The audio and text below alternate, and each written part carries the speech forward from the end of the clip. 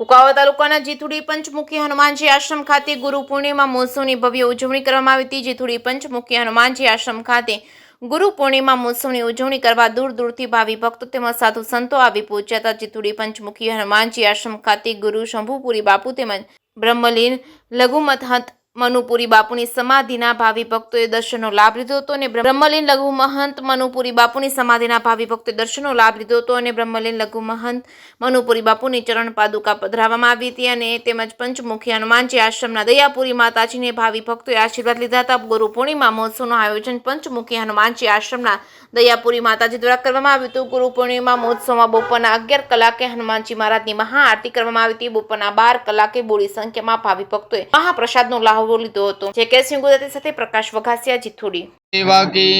જય જીથુડી ગામ મુકામે પંચમુખી આશ્રમ શ્રી બાપુ ગુરુ શ્રી શંભુપુરી બાપુ ના આશ્રમમાં ભાવપૂર્ણ ગુરુ પૂર્ણિમાનું ઉજવણી થાય છે। તો ભક્તગણો બહોળી સંખ્યામાં આવીને ગુરુ પૂજન કરે છે।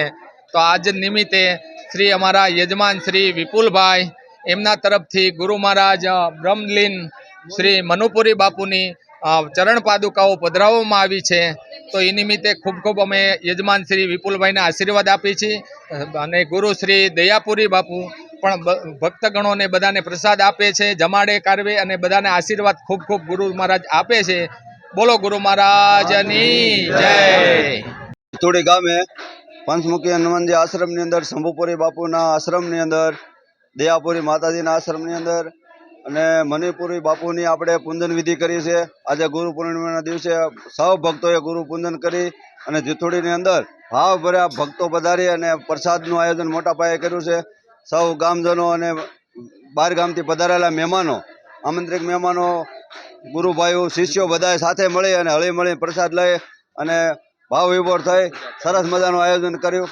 વિપુલભાઈએ ખૂબ ખૂબ અમને સહકાર આપ્યો, એ બદલ ખૂબ ખૂબ આભાર અમારો જીથુડી ગામનો।